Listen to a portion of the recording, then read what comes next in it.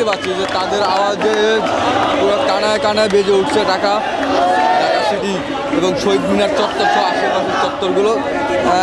এই প্রায় এক ঘন্টার মতো, প্রায় একটা ঘন্টার মতো তাদের বিশাল দৈর্ঘ্য মিছিল শেষ হলো এবং আমরা দেখছি যে তার সামনে এবং কিছু পুলিশ প্রোটোকল দিয়ে নিয়ে যাচ্ছে তাদের। এবং তাদের কারণে আপনি যদি একটু ঢাকা আশেপাশটা দেখানোর চেষ্টা করি যে চারপাশটা একবার থমথমে পরিবেশ সৃষ্টি করেছে তাদের এই মিছিলে।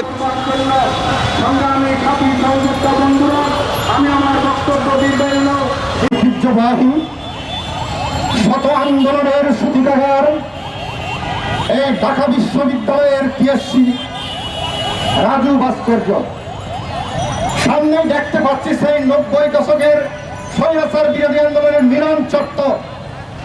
আমি দীর্ঘ 35 বছর পরে এই সূতিকাগারে এসে আবার দাঁড়িয়েছি। আমি সবাইকে আমার ব্যক্তিগত পক্ষ থেকে এবং আদিবাসী সুশীল সমাজের পক্ষ থেকে শুভেচ্ছা জানাই। বন্ধুরা আমার, বারবার আমাদের এইভাবে নিপীড়নের বিরুদ্ধে, নির্যাতনের বিরুদ্ধে দাঁড়াতে হচ্ছে কেন? আমরা কি দেশের নাগরিক না? একটু করে বলতে হয় সংবিধানের কথা। আদিবাসী শব্দ সংবিধানে নাই। সংবিধান কি হয়েছে? সংবিধানে কয়টা শব্দ লেখা আছে?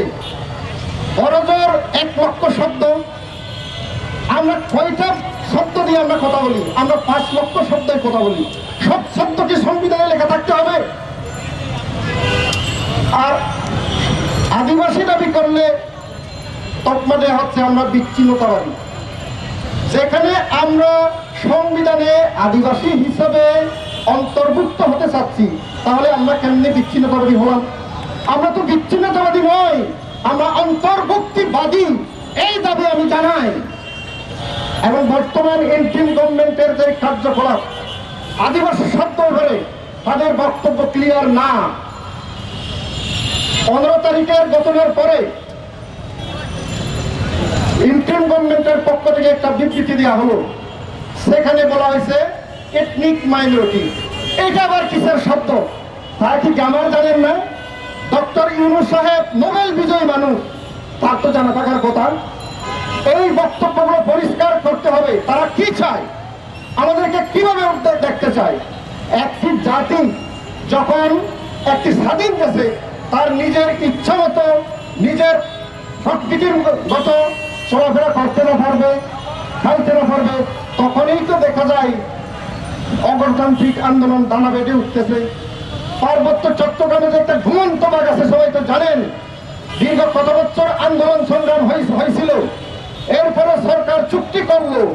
এই পার্বত্য চুক্তিকে আইনের দোহাই দিয়ে হ্যাং করে রাখা হয়েছে।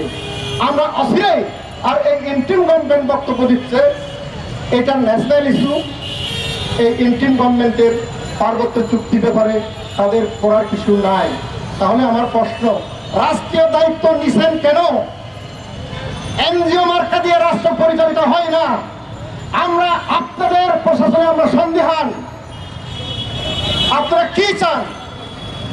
আমাদেরকে জাতিগত পরিচয়টা কেন আপনারা আদিবাসী বলবেন না? আপনাদের লক্ষ্য উদ্দেশ্য কি? আর আমি জাতীয় পাঠ্যপুস্তক কর্তৃপক্ষের দৃষ্টি আকর্ষণ বলতে চাই, তাদের তো একটা যাচাই বাছাই কমিটি আছে। পুস্তকে কি থাকবে, কি থাকবে না, কি লেখা হবে না, যাচাই বাছাই করে চিন্তা ভাবনা করে তো তারা অন্তর্ভুক্ত করে। যে গ্রাফিটি দিয়েছে সেটাও চিন্তা ভাবনা করেই তো দিয়েছে। আর হুট করে একটা বই পর একটা সংগঠন জালো জালো করে গেল, তারা বাদ দিল। তাহলে আমরা এভাবে যাই জালো জালো করে অন্তর্ভুক্ত করতে হবে, এটা কেমন কথা? একজনের গ্রাফিটি এভাবে বিকৃত করা কিন্তু আইনগত দণ্ডনীয় অপরাধ। আমি তাদের বিরুদ্ধে মামলা করে দিতে চাই, আমি একজন আইনজীবী হিসেবে। আর 15 তারিখ, এরপরে 16 তারিখ ঢাকা বিশ্ববিদ্যালয়ের ক্যাম্পাসের ভিতরে এই নদীর তো নাই। পুলিশ কেমনে সাহস করে ছাত্রদের গায়ে হাত দিতে? একজন নারী, আমি দেখলাম কিভাবে পুলিশ ধাক্কা দিতেছে। এই সাহস কেমনে পায়? আমি বর্তমান স্বরাষ্ট্রমন্ত্রীর দৃষ্টি আকর্ষণ করছি সে কি করে। আর যেখানে মতিঝিলে 15 তারিখের ঘটনা ঘটলো, পুলিশকে অবগত করা হয়েছে, সবকিছু করা হয়েছে, এই পুলিশের সামনে কেমনে আমাদের ছাত্র বন্ধুরা মার খায়? ওরা গেল কোথায়? অফিস থেকে স্ট্যান্ডে জাতীয় পতাকা মুড়িয়ে আক্রমণ করতে যায়, এটা কি জাতীয় পতাকা অবমাননা নয়? এটা তো রাষ্ট্রদ্রোহী মামলা হওয়া উচিত, যেমন হয়েছে চিন্ময় কৃষ্ণদাসের বিরুদ্ধে। এখানে কেন হবে না? আমি এই দাবি জানাই রাষ্ট্রের কাছে, রাষ্ট্রদ্রোহী মামলা করতে হবে। আর আমি চাই সেই দিন কোন পুলিশ অফিসার ওখানে ডিউটিতে ছিল, সেই পুলিশ অফিসারের বিরুদ্ধে আমি ট্রাইব্যুনালে মামলা করব। এই অধিকার আমার আছে, আমি একজন আইনজীবী। আর এখন এই যে ফ্যাসিবাদ বিরোধী আন্দোলন, হ্যাঁ সফল হলো। আন্দোলন সফল হওয়ার পরে একটি পক্ষ দেখতেছে আন্দোলন শুধু আমার আমার আমার, সেই ফ্যাসিবাদী হাসিনার মতো সবকিছু আমার, সবকিছু বাবার। আন্দোলন মনে হয় তারাই করছে। আন্দোলনে আমরা ছিলাম, আমি ছিলাম, সুপ্রিম কোর্টে আমরা রিট করেছিলাম পুলিশের যখন গুলি করতেছে। আমাদের সিনিয়র অ্যাডভোকেট জেনারেল খান পান্না স্যারের নেতৃত্বে, ব্যারিস্টার ফরাসের নেতৃত্বে আমরা রিট করেছিলাম, এটা বন্ধ করতে হবে। তাহলে আন্দোলন কি আমরা ছিলাম না? আমরাও তো আন্দোলন ছিলাম না। এই আন্দোলন সবার, সফলতা সবার। রাষ্ট্র কিভাবে পরিচালিত হবে, কিভাবে হবে না, আমাদের সাথে পরামর্শ করে ওই সংবিধান রচনা করতে হবে। আমাদের বিরুদ্ধে যদি আমরা যেটা চাই না সেটা যদি সংবিধান রচনা হয়, তাহলে তো আমরা মানব না। তাহলে আমরা কি করব? আন্দোলনের বিকল্প তো নাই। আর আদিবাসী শব্দ কি বলা হচ্ছে? এটা সংবিধান বিরোধী।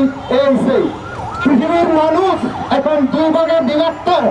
মনে রাখবেন, যারা রাষ্ট্র ক্ষমতার বাইরে তাদেরকে বলা হয় ইন্ডিজিনাস কমিউনিটি, আর যারা রাষ্ট্র ক্ষমতায় অধিষ্ঠিত তাদেরকে বলা হয় ন্যাশনাল কমিউনিটি। তাহলে রাষ্ট্রদ্রোহী হইলাম কোথায়, সংবিধান বিরোধী হলো কোথায়? বন্ধুরা আমার, আমি আর বক্তব্য দীর্ঘায়িত করবো না। সবাইকে ধন্যবাদ জানিয়ে পরবর্তী আন্দোলন সংগ্রামে প্রস্তুত থাকার আহ্বান জানিয়ে আমার বক্তব্য এখানে শেষ করছি। সবাইকে ধন্যবাদ জ্ঞাপন করছে বাংলাদেশ সুপ্রিম কোর্টে আইনজীবী জনাব নিকোলাস চুকমাকে।